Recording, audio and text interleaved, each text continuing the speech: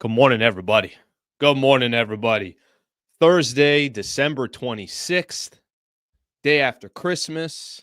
Hope everybody's enjoying their holidays. I hope everybody's off of work today. Got to be honest with everybody. Listen, I got a job to do. So I got to get in here. I got to roll up my sleeves. But I hope everybody's kicking back today. Maybe they're watching this live. Maybe they're not. Who cares? As long as you guys are enjoying your time off, that's all that matters. I appreciate you guys being a part of the Sliwa show. We got a lot going on today. Didn't have a show for a couple of days. Feel like I got a lot to catch up on. I feel like you guys are friends of mine, and we haven't caught up in a while. And it's like, how you been? How's everything going? Granted, last show we did was on Monday. Granted, I put up some content on Monday night. Granted, I put up some content last night after the Lakers Warriors game. But who cares? Who cares? We're making it happen here. Hopefully, everybody. Merry Christmas to everybody. Hopefully, everybody is enjoying their holidays, enjoying their vacation. Looking forward to do the show today. As you guys can see, I'm going to get into the topics here in just a second. We got a nice hot cup of tea. Already had coffee today. I will tell you this. When I'm in studio, the tea just hits better. Like the steam is just better. I feel like when I'm not in studio, and I've been in studio now pretty much the last 3-4 shows that I've done, but I feel like when I am in studio, it's just it comes to a different level. I got a really good quote for today as well. Here's the quote for today. By the way, I'm just stacking these up. I'm having all these teas. Every time I grab one of these tea bags, they got a different quote. It's a genius idea. I love the idea. Here's a quote today. The worst enemy we have is our own fear.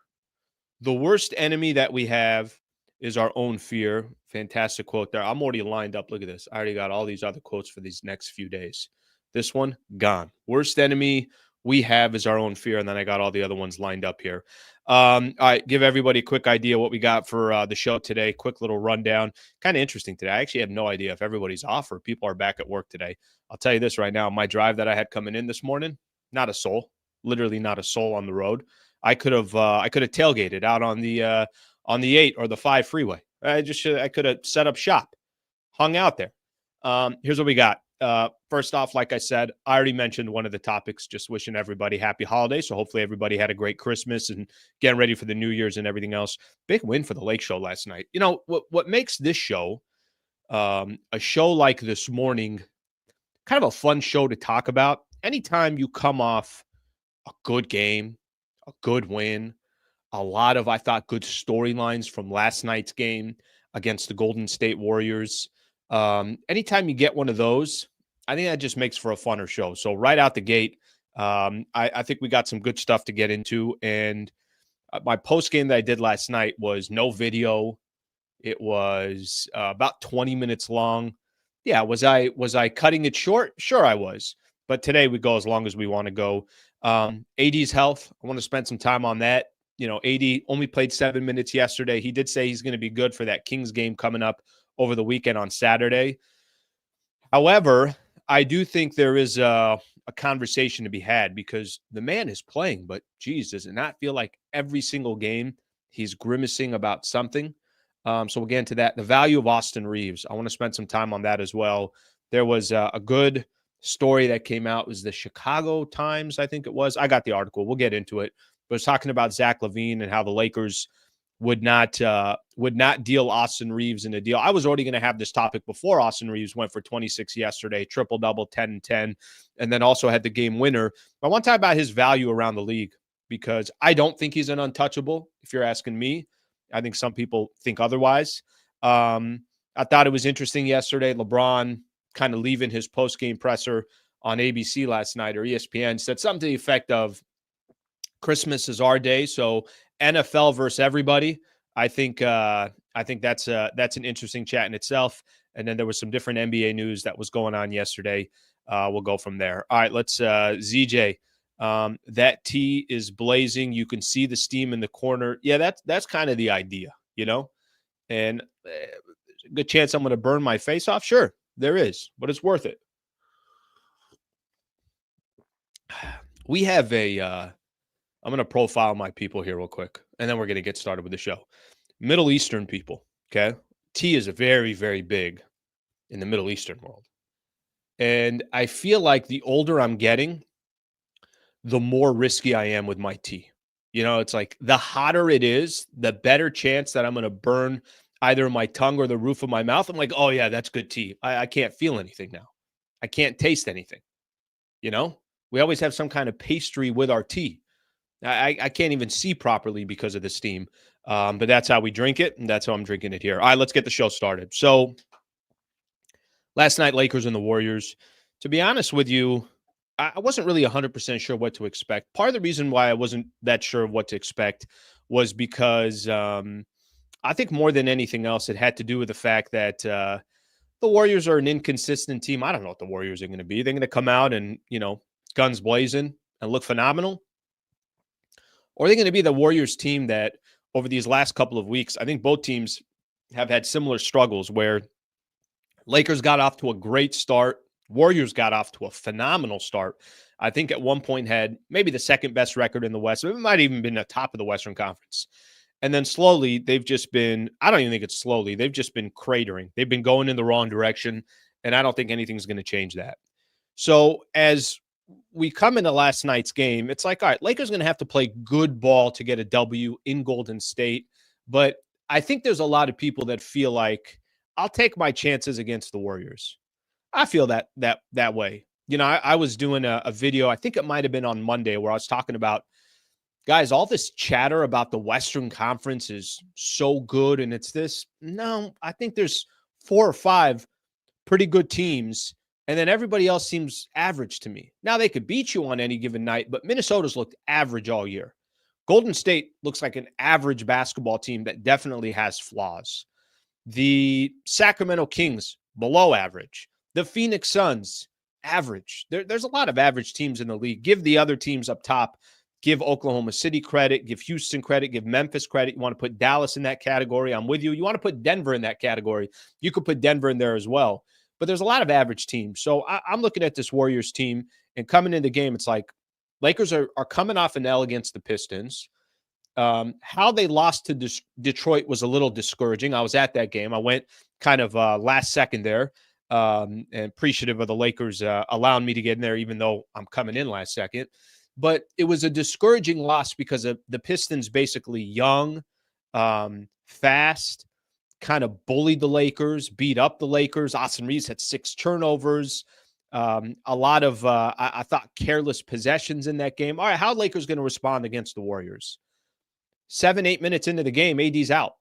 He turns an ankle, his left ankle, turns an ankle, and he was really, really struggling. They took him off the court, and I just kind of assumed, like, all right, he's gonna go in the locker room. They'll probably tape it up. They'll wrap it up, try to keep that swelling down. AD is going to come back. First quarter ends, he's still not there. Halftime, all right, he's going to come in for the second half. He's still not there. Third quarter ends, it's like, I don't think Anthony Davis is coming back. And then they officially, made it known that he wasn't coming back. I'll get into Anthony Davis in a second. But if I told you the Lakers were on the road, they're playing the Golden State Warriors.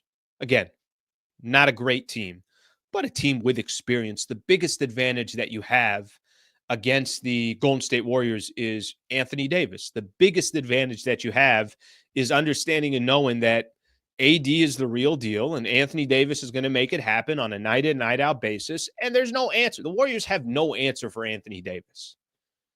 Okay, well, what if I told you he's only going to play 7 minutes of the game? Lakers are not winning that game. How are they going to win that game? Come on, guys. You're going to need Bron to go off.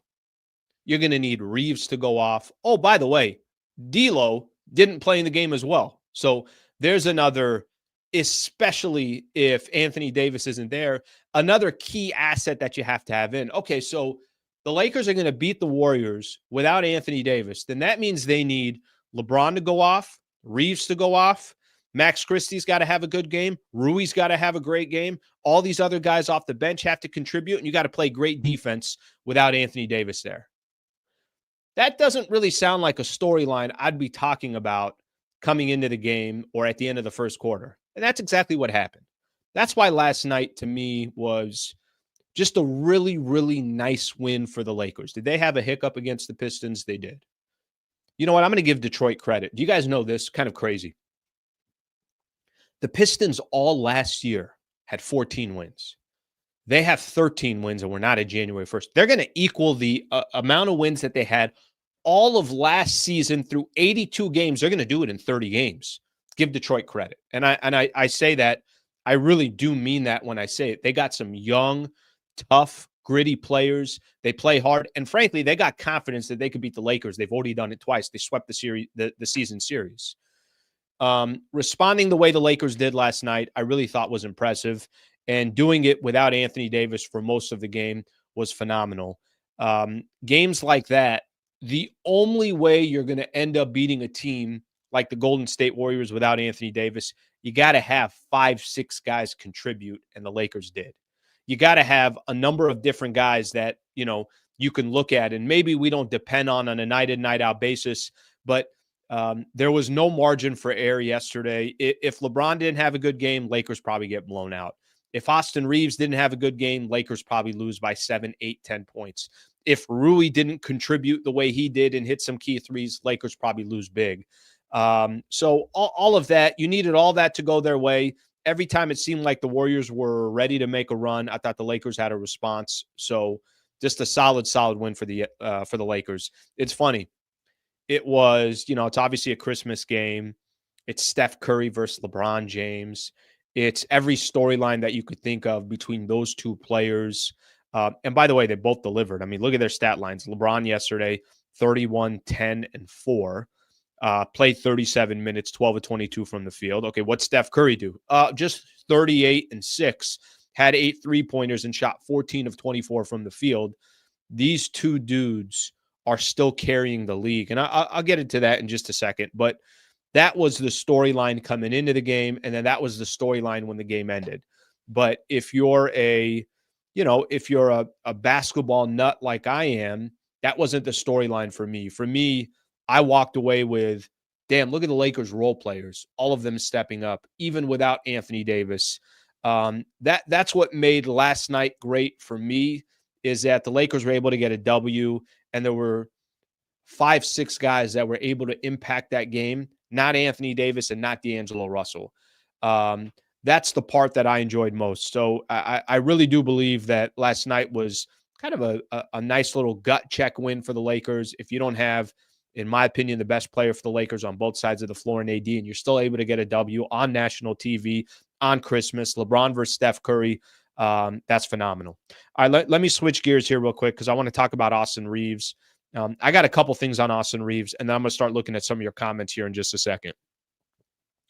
That dude is fearless. He's not perfect, but he's fearless. Austin Reaves, he was a big part of my post-game show on Monday. Why? It's because he had 6 turnovers, and every time he got the ball, the Pistons were blitzing him, and they were putting pressure on him, and they were pushing him around. And Austin Reaves is a very high IQ, clever player. He's able to do a lot of things to draw fouls. He's able to do a lot of things. He might not be the fastest player in the league, but he's great with his footwork. He's great at getting you off balance. He's great at putting his body into you. He's great at drawing fouls, like I mentioned, getting to the free throw line. There's a lot of things that Austin Reaves does phenomenal. Last night, kind of an interesting moment. Game's tied at 113. It was a absolute flurry by the Warriors to get the game tied. Lakers were collapsing there in the last couple of minutes, and I'm watching the game. I'm like, they're fine. The game's tied at 113. Steph hit the ridiculous corner 3 when they're down by 4 to go down by 1. Max Christie, a couple big free throws. Austin Reaves with a couple big free throws. And then Steph hits the 3. I still don't know. I mentioned in the postgame show yesterday, just awful defense the Lakers had on Steph. Steph got a wide open 3. I don't care if it's 28 feet away from the basket. I'm not even guarding the inbound. The inbounder, whoever was inbounding the ball, and I can't remember off the top of my head. Why would I do that? Why wouldn't I just double Steph Curry and let anybody else shoot the ball? Or right when they, obviously get the ball, you're going to foul them. They're going to play that foul game. But game's tied at 113. Everybody knew, where's the ball going to go? It's going to go to LeBron. And this wasn't one of those games where, you were forcing it to LeBron. You were going to go to LeBron because He was 12 of 22 from the field. He was 5 of 5 from the free throw line. He was hitting 50% of his threes, 2 of 4 from the three. You were going to go to LeBron because it just made sense to go to LeBron. This wasn't one of those LeBron shooting nights where he's 7 of 20 from the field. He's already missed half of his free throws. He's 1 of 6 from the 3-point line, and you felt like you were force feeding him. You were going to LeBron because he was playing well in this specific game. He was delivering for the Lakers. Well, Golden State does the right thing. They double him. They make sure he doesn't get the ball. And the portion that I want to talk about with Austin Reaves about him being fearless. Reaves gets the ball. There's no panic. There's no, well, I got to find LeBron and give him the ball so I could get the hell out of the way. It's like, all right, who do I got on me? I got Wiggins on me. Wiggins, it's not like Wiggins. I'm not trying to tell you Wiggins is Gary Payton or David Robinson on the defensive side. But what I am telling you, he's got good length. And Reaves just sizes him up. And it's like, I'm going to blow right past this guy. He gets all the way to the basket. And, I think there was 6 seconds left when the Lakers had the ball and gets a layup on a winning possession over Andrew Wiggins. I don't think Austin Reaves, it's kind of one of the parts of Austin Reaves' game that I do think is beautiful, doesn't really care. Nothing really kind of gets to him. And again, I'll say what I said from the beginning. I'm not telling you that Austin Reaves is a perfect player. I'm not telling you that the guy doesn't have flaws. But that dude's not worried about the moment or the stage or getting to the free throw line or pressure or needing to hit a big shot. And he did it yesterday on national TV. So shout out to the entire team. And then, like I mentioned, Austin Reaves specifically doing what he did. I do have something I want to get into on Austin Reaves, but I'm going to do that in just a second. Let's take a look at everybody's comments here, and then we'll keep going. All right, let's see what we have here. Golden State struggling like Sacramento. Austin does well against unathletic guards. Good win, but don't get a big head. Lakers beat the bad teams. Sacramento next. Oh, it's coach talk here. The Northborough AES is like, everybody get together. Sliwa, the squad. Put the squad together here for a quick second. And he put everybody, we all put our hands in the middle there, and we're like about to break on 3. Northborough's like, everybody get in here. I got a freaking message for everybody. I appreciate the super brother. I appreciate that. All right, let's see a couple others here. I love Austin, but we need to make some sacrifices to get better as a team. Okay, I'm coming back to this. I'm going to come back to this comment because there is a conversation to be had out there about Austin Reaves, and I was talking about his values, so we'll get into that in just a second. Rui's ceiling was last night. Anytime we play the Grizzlies, LOL. Yeah, listen, this has been my one thing and kind of my one beef with this Lakers team and the role players and the roster is they're just not consistent. That's the biggest problem with the Lakers is they're just not consistent. I don't know what I'm going to get every single night. Rui's a great example of that. There's some nights Rui's going to look fantastic. There's other nights like, yeah, I don't know what Rui's going to give me. But yesterday he hit some big shots. I was mentioning in the postgame. He didn't just hit big shots. He had very timely buckets. When they were going on a run, and I'm talking about the Golden State Warriors. Lakers had a lead the entire game, but Golden State you just always felt like was chipping away. Okay, they're gonna somehow find a way to get back in this game, and they were always within striking distance. Rui would hit a big 3, or Max Christie would hit a big shot, or Reaves would get to the free throw line, or LeBron would hit a 3 at the top of the key. A lot of these guys had moments last night where they hit big shots, but Rui certainly as well. You guys know my thoughts on Rui Hachimura. I genuinely, he can have 18 like he did last night, and then Saturday against Sacramento, nobody's going to be surprised if he has 7. That's kind of, what comes with Rui. Schroeder doesn't fit them, at least not in the starting lineup. I guess they didn't have to give up much for him.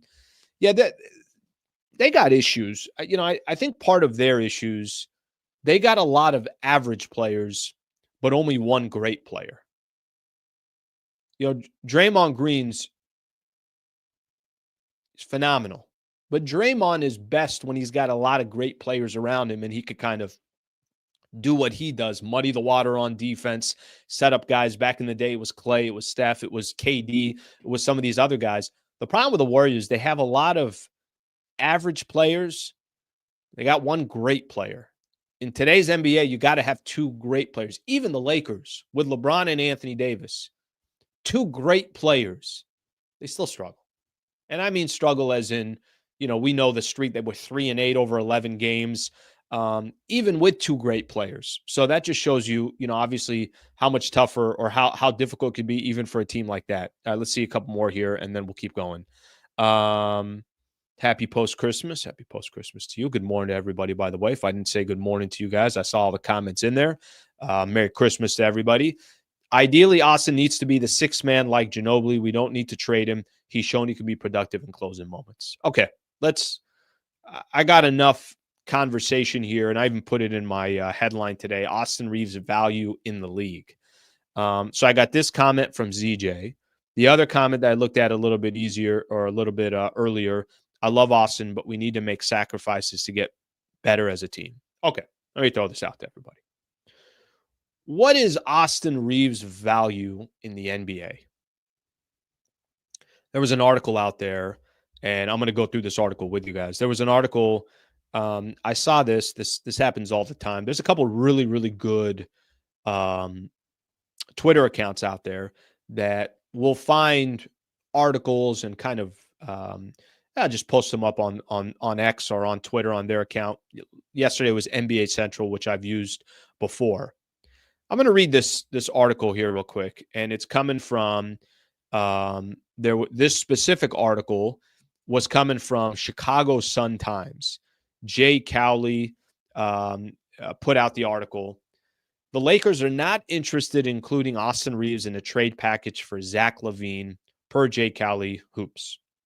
There have been whispers about the Lakers for over a year now, but a source said that the pieces that would have to be swapped don't fit, and Los Angeles remains steadfast that Austin Reaves isn't going to be included. This is supposedly if the Lakers were going to make a deal for Austin or for Zach LaVine. So let me stay on Austin Reaves here real quick, because I think he's a fascinating conversation. I've said this before, and I'll say it again. I have no problem saying it.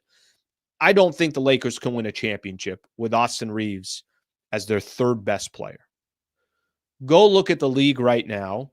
Everyone's chasing the Boston Celtics. Everybody is. So, the question you got to ask yourself is, what is the goal for the Lakers? Is the goal to just make the playoffs? Is the goal to avoid the play-in tournament? Is the goal to win a round? Is the goal to get to the Western Conference Finals? Is the goal to get to the NBA Finals? Or is the goal to beat the Boston Celtics? Because if your goal is to beat the Boston Celtics, I'm just going to focus on that for a quick second. And I don't think that's realistic right now. I think Boston's the team to beat. I understand they lost to Philly yesterday. Who knows? Maybe they got more holes than we think. I think when the dust settles, Boston's still the best team in the league. And I think there's a gap between Boston and everybody else. That doesn't mean that can't change. That doesn't mean that, what happens to Jimmy Butler? Does he end up getting traded? What happens to B.I., Brandon Ingram? What teams go all in right now? What teams all of a sudden out of nowhere start selling?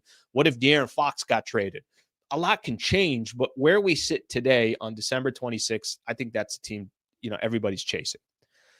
If the Lakers' goal is to win an NBA championship, which does not sound realistic to me as I sit here on December 26th, then you're obviously going to have to make moves. And I don't think you can be a true championship contender if Austin Reaves is your third best player. Guys, that's not a knock on Austin Reaves. The guy has tremendous value in the NBA, and I'm going to get to what his value is, because I think his value has some to do with the type of player he is on the floor, and the other part has to do with he's cheap. His contract is nothing in today's game for what he brings to the table on a night-in, night-out basis. For this specific story on the Zach LaVine package that the Lakers would not be interested in including Austin Reaves in the Zach LaVine trade, I agree with that, because I don't think if the Lakers got Zach LaVine tomorrow and they traded Austin Reaves, a couple first rounders, and, think of another player to make the numbers work. And if I'm Chicago, I'm obviously going after, I want Austin Reaves. I want your 2 first rounders. Put Max Christie in that deal. I'm trying to make sure that I'm getting maximum value with the players that I'm bringing in They're young, they're developing, they show some promise. What they're owed is very reasonable as far as what their contract looks like. I'm not putting Austin Reaves in a trade package for Zach LaVine. But that doesn't mean I'm not putting Austin Reaves in a trade package to clearly become one of the top teams in the Western Conference. Reaves has great value, but Reaves is not untouchable.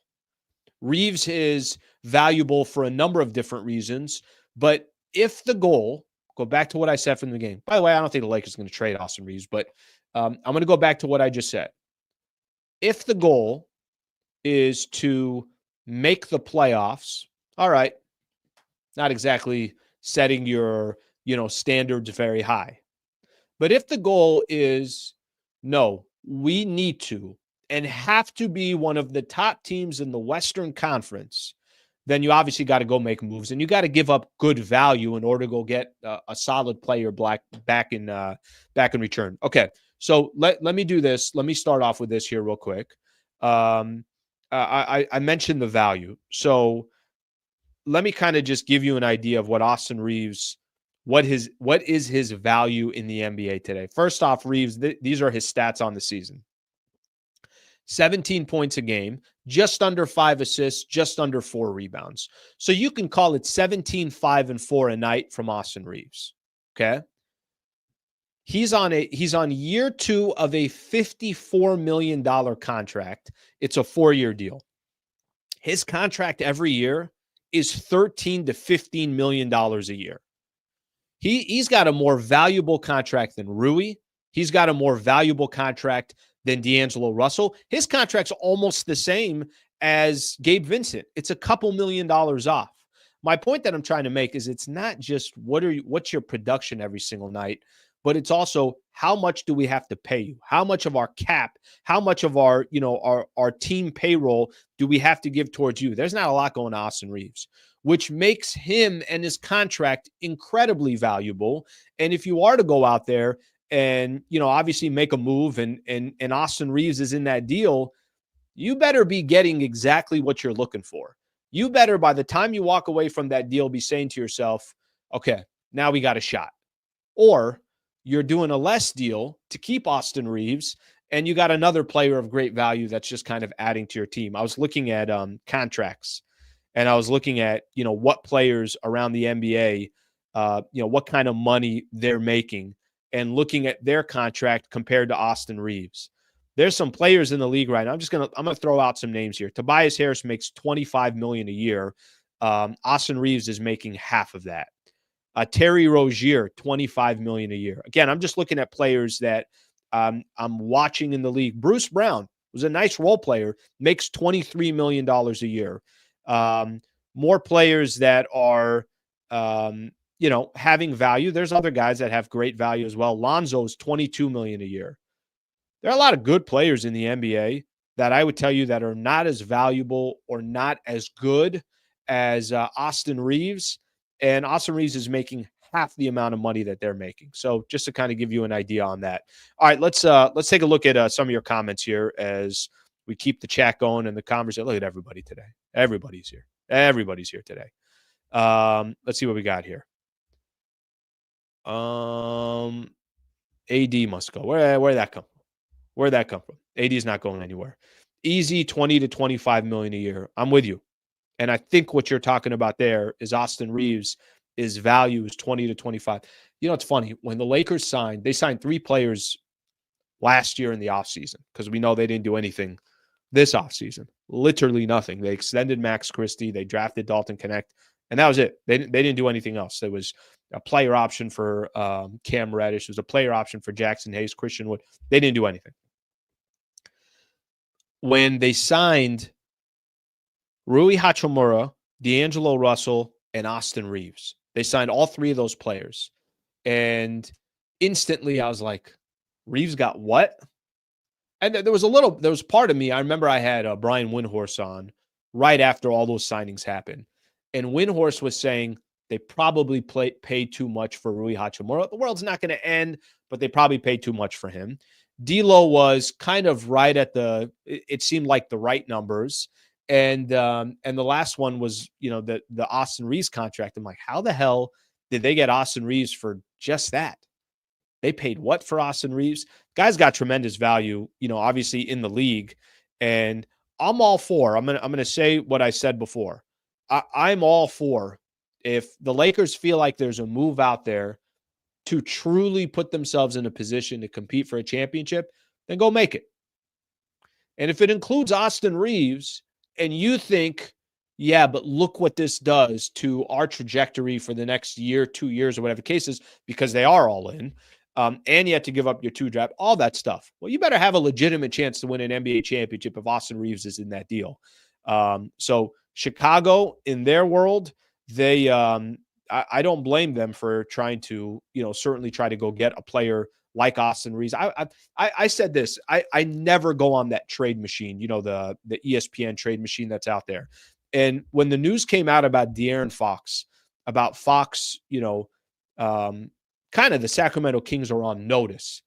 Turn this shit around, or De'Aaron Fox might not be a Sacramento King. And, by the time his contract's up, he's got the remainder of this year and then next year as well. But if you kind of start getting the, hey, I'm not re-signing with you guys, then the Kings are going to have to do what they have to do. But I remember when that happened, I was like, all right, what would it take to go get De'Aaron Fox and bring him on the Lakers? Lakers are not going to, the Kings wouldn't trade De'Aaron Fox to the Lakers, but this is what it would take. And I'm looking on here. I'm like, let me just pretend I'm the Sacramento Kings. What do I want from the Lakers? The first guy I took, I was like, yeah, I'll take Austin Reaves.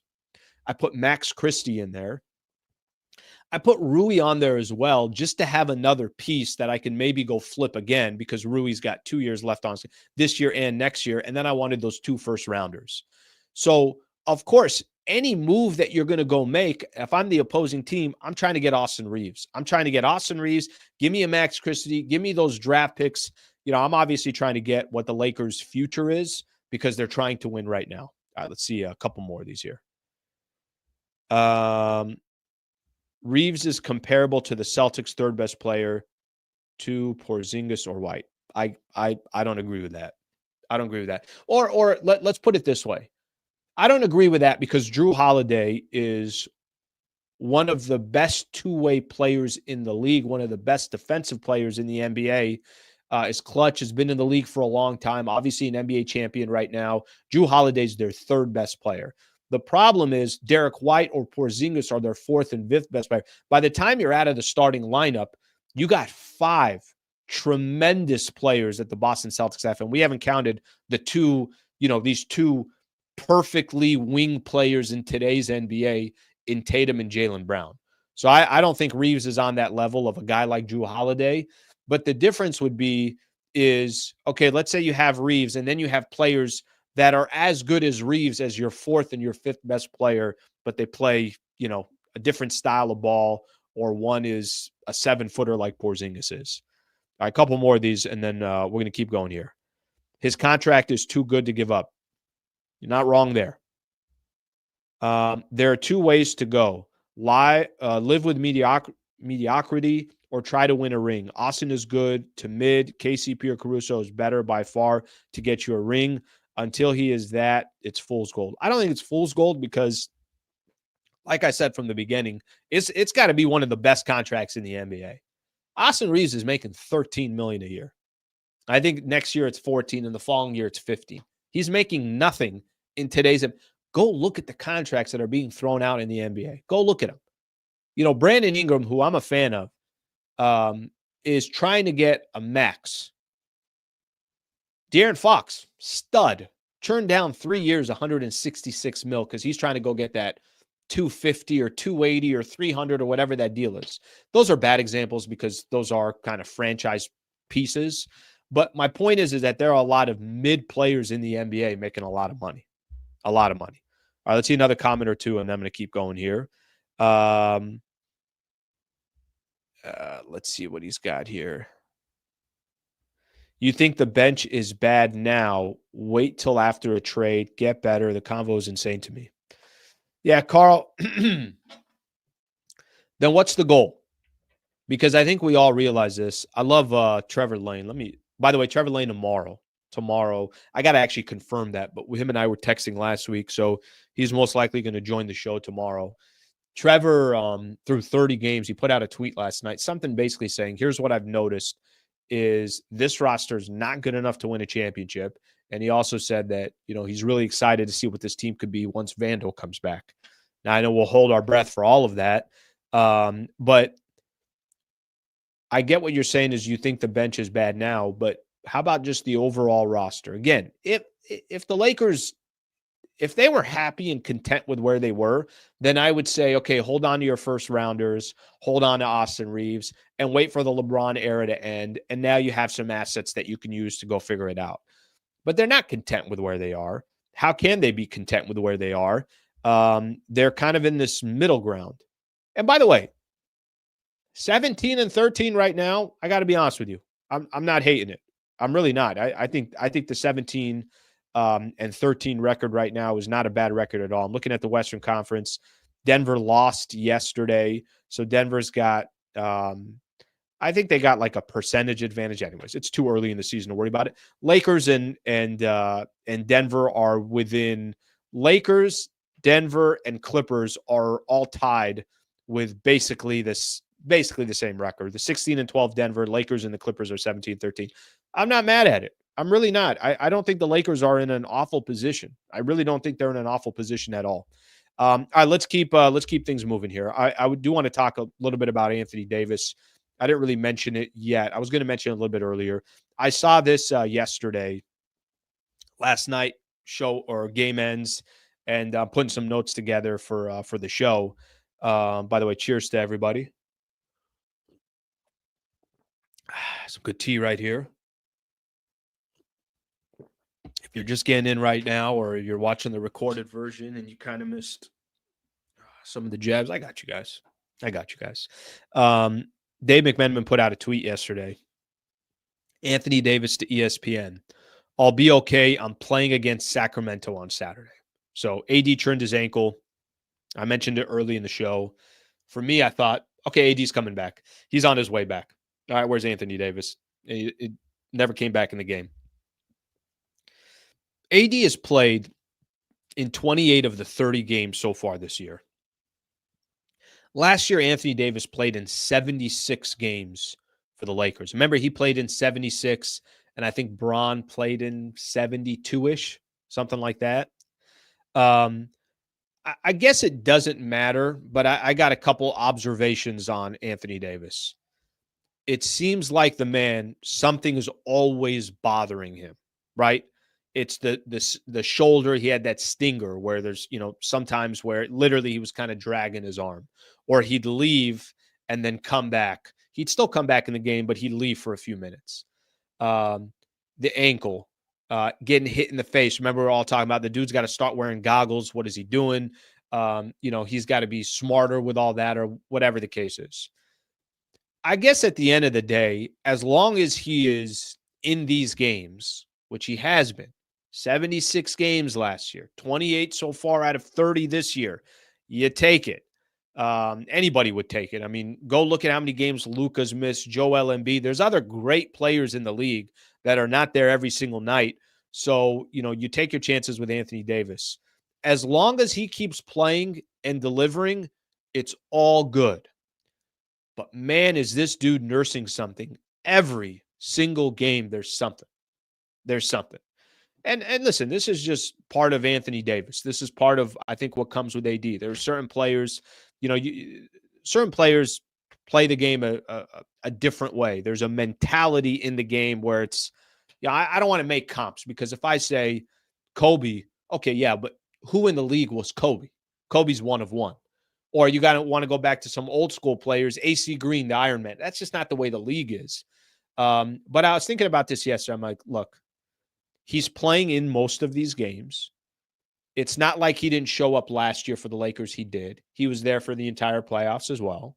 It's not like he hasn't shown up this year. 28 out of 30 games, he's there. But there's always something. Always. And it's not the same thing every time. Like I said, it could be he gets hit in the face or poked in the eye, or he's got the shoulder injury, or he's got an ankle, or there's always something with Anthony Davis. But as long as he keeps playing these games, then I think that's all we can ask for. But damn, there's always something, literally always something. All right, let's look a couple more of these comments here. Um, all this AD is injured shit needs to stop. Well, he's kind of always injured, but he's still playing. He's still playing. All right, let's see what else we have here. No size is not going to cost 3 wins after 30 games. They don't pass the eye test for being a contender. I don't think anybody is saying that they're a contender. If anybody on here on the chat is saying the Lakers are a true contender, no, I have a difficult time believing that, and I have a difficult time rocking with that, just because I don't think that's the case. Now, that doesn't mean they can't put themselves into being a part of that conversation and potentially being a contender down the road. They're just not there. All right, AD needs to wear night armor. Okay. By the way, that's not even what I'm getting to in any of this stuff. It's just, how do you not talk about yesterday's game without mentioning that obviously Anthony Davis only played 7 minutes, but he's coming back for the next game in that quote that I mentioned to the guys McMenamin put out there. So they got some work to do. Hopefully Anthony Davis is good to go against the Sacramento Kings. I think it probably helped that the Warriors in the middle, if you're not going to have Anthony Davis for that amount of a game, it probably helped that they had to game plan for Anthony Davis, and then all of a sudden he was gone. And, their adjustments, not that they can't make adjustments, but clearly they didn't adjust good enough, and the Lakers still believed even without AD they could get that W. We're not a 17 and 13 team, actually, because we've been without our size all year, so we're better than that. That's a good point, Adam. Yeah, it's a good point. I mean, if you do think about it, Jackson Hayes is a 7-footer. Vando is one of the best on-ball defenders in the league. That's why he's in the NBA and he's getting paid what he's getting paid.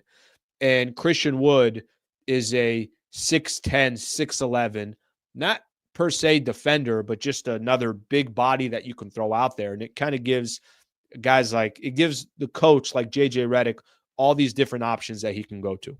Okay, we're going to keep things moving here.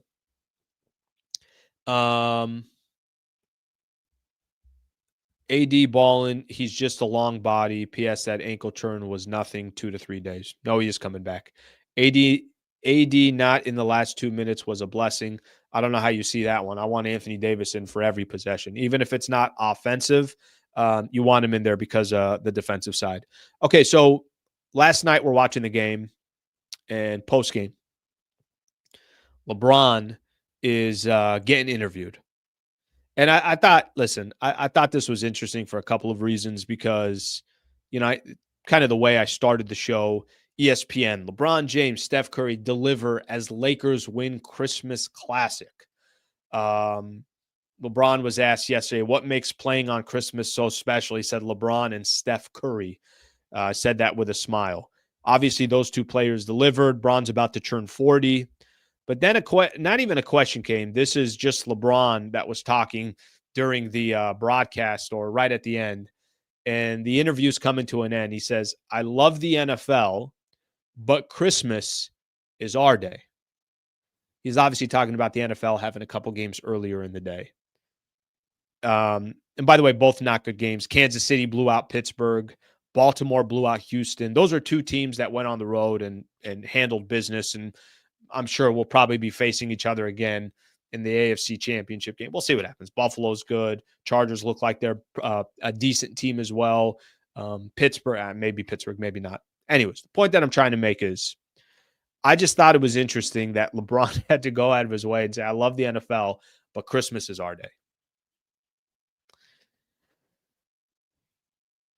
Let's talk about the domination of the NFL here real quick.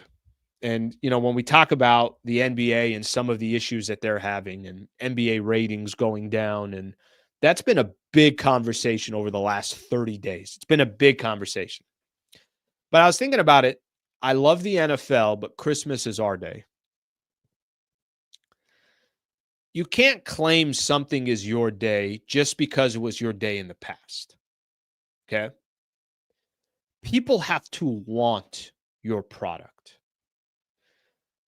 I'm not the guy to ask about this, but I did have a moment yesterday. We went to my grandma's for Christmas. And we had some family come over first. My sisters, my nieces, everything came over to my mom's house. So we got together like around 11 a.m. And then we went to my grandma's. And there's a reason why I'm giving you this example. We went to my grandma's around 1:30, 2 o'clock for a late lunch. When my family came over, my brother-in-law has the game on, the NBA game on. And I think it was Knicks Spurs was the game. I think that was the first game. And I was like, "What are you doing?" He's like, "What do you mean, what am I doing? I got the NFL game, or I got the NBA game on." I'm like, Chiefs are at Pittsburgh. We gotta put Mahomes on. He's like, "Yeah, but the NBA's on." I'm like, "Here's me, the biggest NBA fan that you could think of. I'm not watching San Antonio versus the Knicks when the Chiefs are playing the Pittsburgh Steelers. No, put the NFL game on." Again, you don't get bigger than a basketball and NBA fan than me. But I'm also looking at this like, guys, it's December 25th. It's Christmas. This game is fun, but this game doesn't mean everything. If Kansas City wins, they clinch the AFC, this, that. We go to my grandma's house. Couple hours later. We got like a group of us that are all around the TV. I didn't get many, hey, let's watch Dallas versus Minnesota. What I got more of, Baltimore is at Houston. Let's go ahead and watch that game. Let's take our chances watching an NFL game. The reason why I mention all this is because Christmas used to be the NBA's day. That used to be the day where everyone would kind of sit back and say, the NBA season has started. Now, for me, the NBA season started October 1st. Training camp started. Then all of a sudden you got the preseason games. Then the NBA, then the actual regular season games start. I'm watching NBA from the beginning, but I'm not the right person to ask because I'm going to watch NBA no matter what. If 63s are being thrown up and they're only shooting 20%, I'm still watching the NBA. That's just, I love basketball and I love the NBA. But I was a perfect example yesterday when LeBron says, I love the NFL, but Christmas is our day. Even me was like, yeah, Bron, when those games are done, then I'll come watch the NBA. And that's kind of what happened. I say this because let me paint for you the picture of the NFL schedule this week. This is insane when you think about it, okay? Let's start with Monday. The NFL had a game on Monday Night Football. They had 2 games on Wednesday, Christmas. They have a game tonight, Thursday Night Football. They got games coming up on Saturday because they always do this towards the end of the season. And then, of course, they have Sunday. Christmas is not the NBA's day. NFL, anytime they want it to be their day, it's the NFL's day. It just is. That's how we are in the States here. In this country, NFL is king. And this is coming from somebody that's as big as an NBA fan. Did you guys just hear what I said? The NFL played 5 different days this week. And you know which day was the NFL? Every day the NFL played. They want to play Monday? Cool, they win. They want to play Wednesday on Christmas with 5 NBA games? Cool, they win. They want to go Thursday Night Football. They want to go Saturday. They want to go Sunday. They can play anytime they want. There was another article that came out yesterday. So 5 games. Oh, by the way, this is just another kind of puts things in perspective. What networks are they playing on? They're on Prime. They're on Amazon. They're on Netflix. They're on ESPN, ABC. They're on NBC. They're on CBS, and they're on Fox. So not only are they playing any day they want, they're also telling every network, we'll give you a little piece of the pie. We'll give you a little piece of the pie. There's a little crumbs for you on this network. Oh, we're the big streaming services. Yeah, you can go ahead and have Christmas. You can have this. They're not only picking which days they want. They're telling all these powerful networks, yeah, we'll give you a day. Yeah, we'll give you the morning. We'll give you the afternoon. We'll give you the Thursday night game. Doesn't get any more powerful than this. Okay, one more thing on that because I think there is something about the NBA and NFL and everything else. Here's what the NBA has to work towards. Last night they were fortunate that LeBron and Steph Curry did what they did. They're still carrying the league. They had KD and Nikola Jokic on later in the night. Earlier, obviously, they had the Knicks, they had the Celtics, they had Philly. They're trying to grab all the right markets. They're trying to find the stars that they have, and they're hoping and praying that it works out. One of the issues I think the NBA has, they're still putting so much stock on LeBron, KD, and Steph Curry. They're still asking those players to carry the league.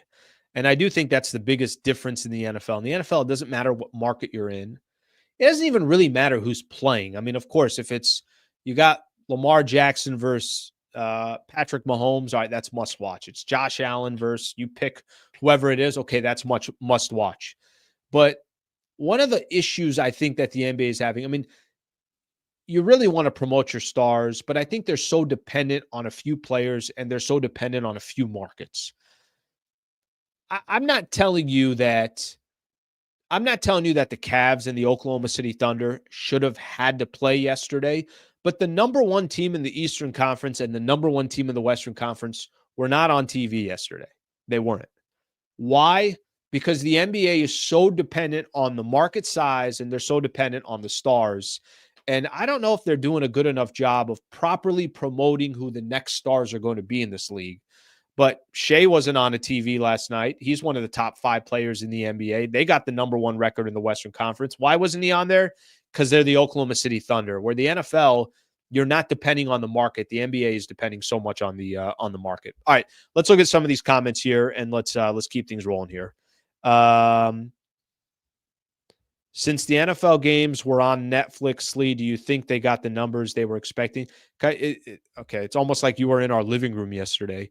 They probably didn't get the numbers they were expecting, but they make up for that because they tell Netflix, we're not going to get the same numbers as if you were on traditional cable or, an ABC where everyone has access to it, or an NBC. So I'm sure for their pocketbooks, Netflix has to pay in order to meet whatever that criteria is. Slee, do you see the games that the NBA has on Christmas? All were great. Well, the NFL games weren't good. So you're right about that. But you're just at a stage of the season for the NFL where the games are more important. And you only play 17 home games. And oh, by the way, Patrick Mahomes was playing, CJ Stroud was playing, Lamar Jackson was playing. You had a lot of the big hitters that were playing, or young players that got a promising future. So I think that has something to do with it as well. Let's see what he got here. LBJ seemed like he was begging for crumbs when he said NBA was our day. Listen, I noticed that too. That's why I brought it up. I genuinely brought that up because when LeBron says this is our day, I'm like, it's not your day because you say it's your day. It's your day because the masses agree it's your day, because the public viewing audience is saying, NFL, it's cool that you got a couple games on, but I'm locked in on the NBA. That doesn't happen. They're locked in on the NFL, and the NBA is getting, whatever's left over. All right, let's see what else we got here.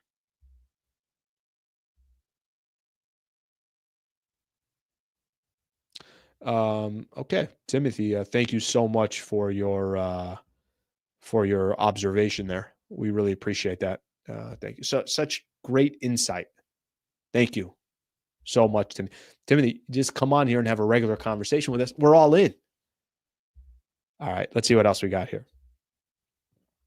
I can watch an entire NFL game with no rooting interest. Hard to do that for any other sport, and I love the NBA. Ray, I'm with you. And listen, I'm not. I honestly, everybody's got this issue. It's not like it's the NBA versus the NFL. College football had their playoff. One of the articles that came out on ESPN was talking about how the college football playoff did not beat out the NFL games that were on Saturday. Saturday NFL games top college football playoff viewership. So this is not just an NBA issue.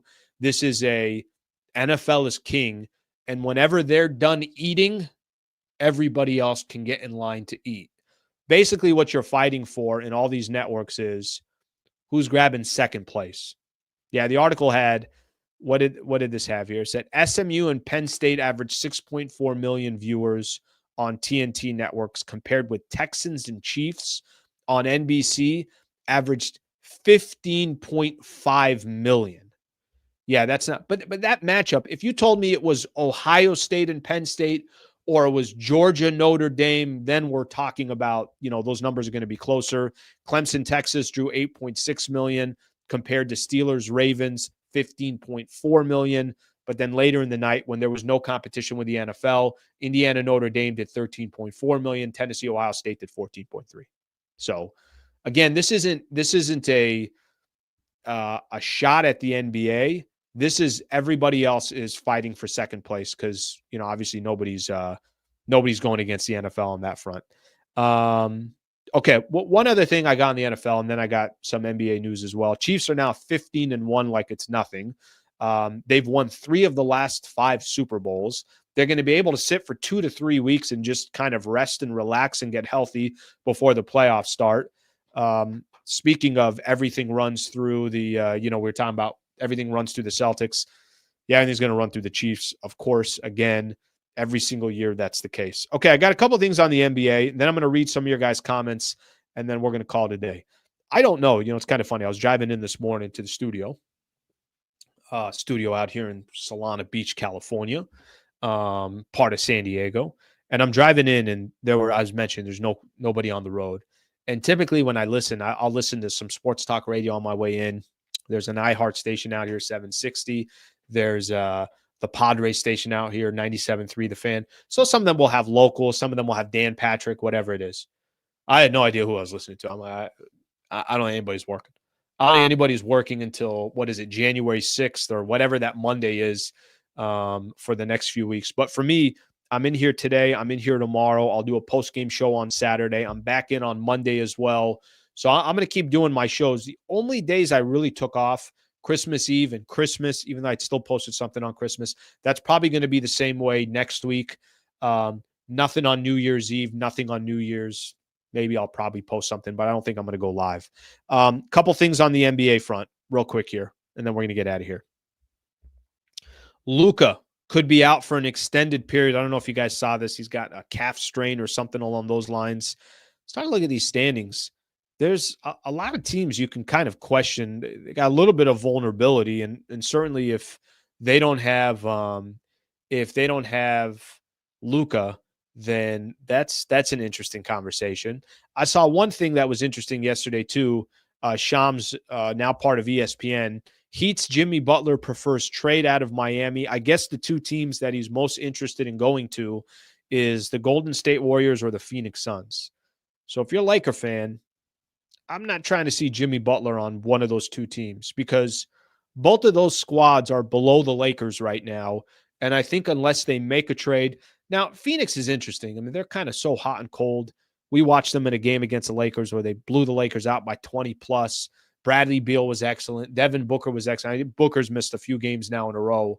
But I don't know how they get Jimmy Butler. I have no idea how they – I know Bradley Beal has a no-trade clause. That seems like the player that would go in some type of a trade. So I don't know how they get him. They're not trading Devin Booker. They're not trading KD. The Warriors are more interesting. I think that Miami could look at them and say, okay, yeah, we'll make a deal with you. Give us Jonathan Kuminga. Give us some of your younger players. And I think they'll take their chances. They know they're not good enough to win a championship. But in the short term, Jimmy Butler on either one of those teams certainly makes the path and the road for the Lakers a little bit tougher. So those were the 2 NBA stories that I wanted to get into, and we'll take it from there. Okay, let's see what we got here as far as comments go, and then we're going to call it a day. NBA attendance is up while ratings are down. Kind of weird. Yeah, I would tell you that you want the masses, right? If I could manipulate selling 19,000 tickets, there's a way for me to manipulate that. I could give a lot of tickets away. I could really bring prices down to try to get more people in there, but you want the masses. And the masses, you're going to get them on TV. You're going to get them on the streaming services. That 4-team playoff football was a joke. College football playoff was a joke. This playoff is a real deal. I think I'm too much on the hype train here, but I'm going to say it again. You guys heard me say this on Monday. It's not perfect the way they have their system. There are things that are going to have to change. Kirk Herbstreit was talking about it. Kirk Herbstreit spent a little time saying that you can't have the rankings of the top 12 will have to, switch up a little bit here. You can't have, I don't think Arizona State and Boise State should have a bye. I think that's ludicrous. But the concept of what college football is doing is going to be phenomenal. By the way, why was Shannon Sharp so mad at Kirk Herbstreit? What happened there? Relax. Why was he so angry at him? What the hell was that clip? Guy was sending out warning signs. I'm like, everybody just breathe here for a second. So he can't criticize something First Take said. I was confused there. Somebody want to help me out with that? Guy was so angry. The problem with NBA ratings is their streams are everywhere. If you can get them to have one streaming service, the ratings will go up. All right, let's see what we got here. Let's keep going. I think basketball is most popular sport in the Philippines, probably headed that way in China. No, internationally, the NBA is phenomenal. They are phenomenal. And they are, internationally, the NBA game, I don't know the numbers, but I'm just assuming is a lot more popular than the NFL. And I think that's probably Adam Silver's strategy. His strategy is, okay, maybe I don't get everyone here in the States, but I'm trying to make this a more international game. And I think that's obviously his goal. That's everybody's goal. Shannon must see content. It's funny. I feel like Shannon, let's just put it this way. I'm surprised he left Fox. I thought he was about to be the face of that network, Fox Sports, FS1. Him and Colin, Nick Wright, obviously there as well. But I thought he was about to be the face of the network. I was surprised that he left and went to ESPN. I'm sure there's financial incentives and everything else. Obviously, he's doing a show with Stephen A., part of First Take and everything else. But I was a little surprised. I thought he can kind of go toe-to-toe with anybody. I thought he could kind of take that network and be like, yeah, this is my network now. Skip is gone. I'm going to carry this network. I was a little surprised when he left, to be completely honest with everybody. All right, let's see what else we have here. A couple more, and then we're going to get out of here.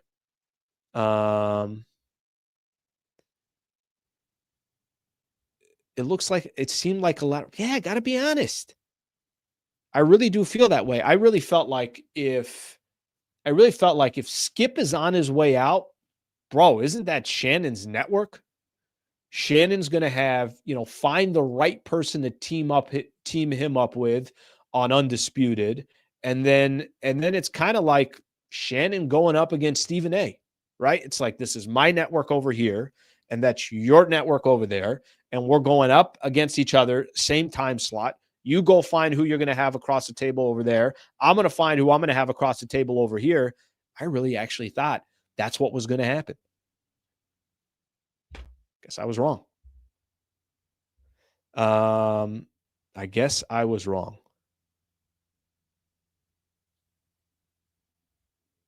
Yeah, I got somebody else here talking about how Fox didn't want to bring Skip back. That was a mistake. Or I'm sorry, didn't want to bring Shannon back.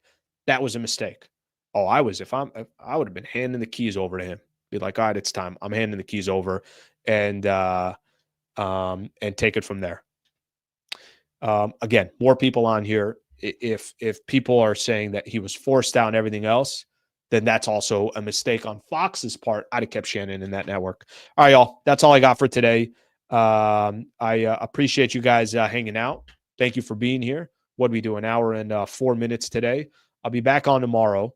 I think with Trevor. I think I got to confirm that. So let me work on that. But nonetheless, we'll have a great show lined up for tomorrow. I appreciate you guys hanging out. I appreciate you guys being a part of the chat. I appreciate you guys tuning in the day after Christmas. Please subscribe to the channel. Hope you guys have a great rest of your day. And let's get back at it tomorrow morning starting at 8 a.m. Thank you, everybody. Have a great rest of your day.